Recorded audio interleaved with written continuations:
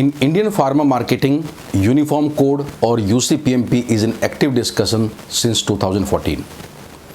Different companies do different marketing activities, what suits them, and there is nothing wrong in this also. Every company has a legal right of doing what suits them, or you can say what build their business. In general, what a company do, they call it ethical, and what they does not do, it become unethical for them.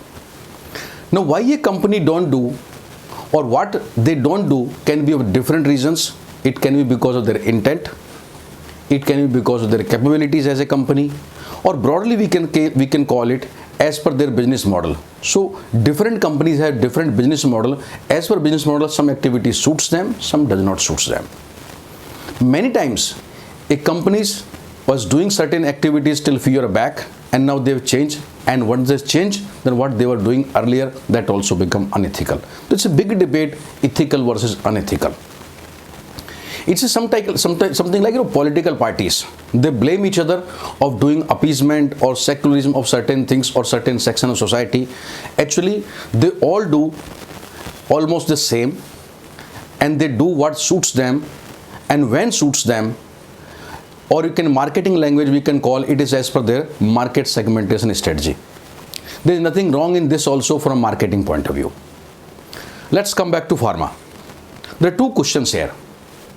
One is that, do I support what is so-called unethical activities? No, I don't support that. Certainly I don't support that. The second question is, why we are discussing it now? The simple reason is that after more than 6 years of flip-flop, now the central government last month has said that they don't have plan to bring the marketing code or the uniform code as a mandatory. So, which means now onward, which we last almost 6-7 years we were waiting for the UCPMP to come. Now it's clear from the government side that they don't have any intent to bring the UCPMP. So today we'll discuss this issue at length and more open way. So I'll be talking in the 5 major points which we need to think seriously when we think about UCPMP or the uniform code. First of all, does government has intent, or whether government had intent in the past also to tighten the marketing practice? My answer will be maybe or may not be. Why I'm a little confused on this?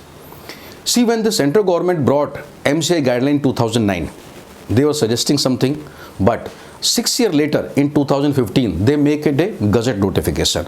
So when the gazette notification of MCI guidelines was made, they made certain changes, and basically you can say tooth of these things was removed, so it was made much more easy to implement.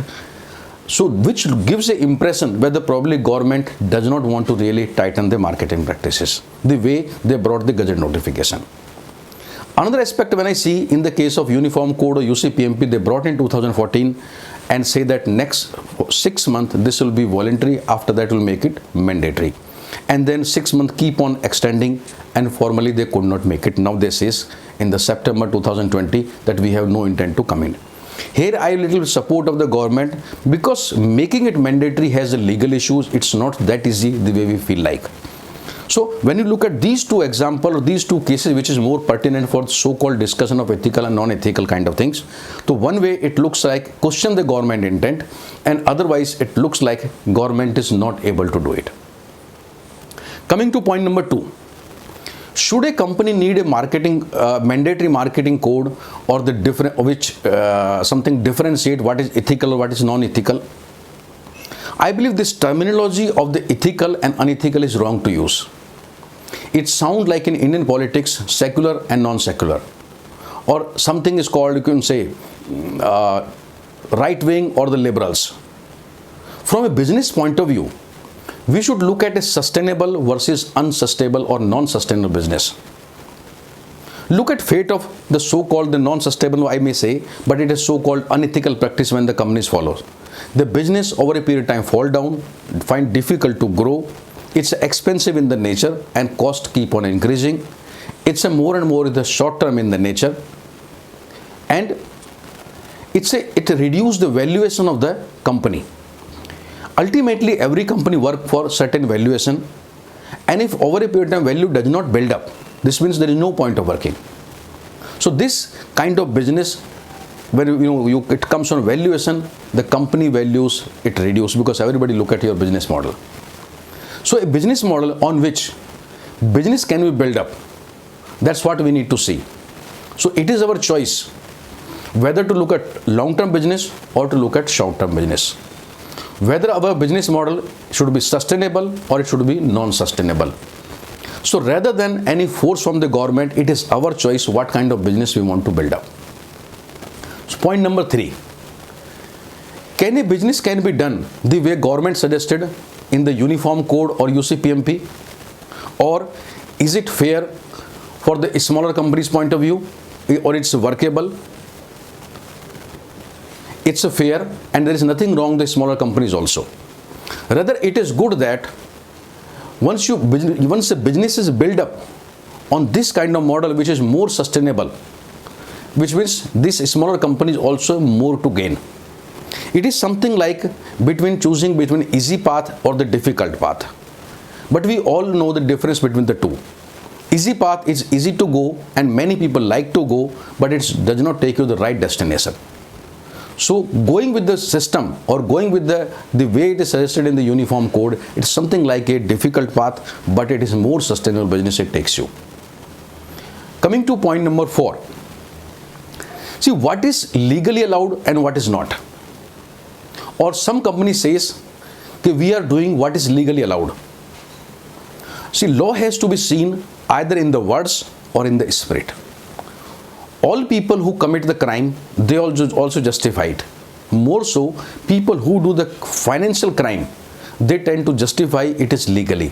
So look at all the financial crime takes place in the country. By and large, everyone is saying, I did what is legally allowed. But we all knows in the spirit, this law is not correct. So for long-term success, law need to be followed in the spirit, and for short-term success, if you want, then law can be followed in the words. In that case, you can interpret the law, or you can interpret the Uniform Code, you can interpret MCI guideline the way you want to do it. So once we start interpreting in our own way that we are looking at short-term business, and if we really wanted to follow things in the spirit, that is what will build up long-term business. And finally, my submission is that let's not get into this rotten word of the ethical or unethical.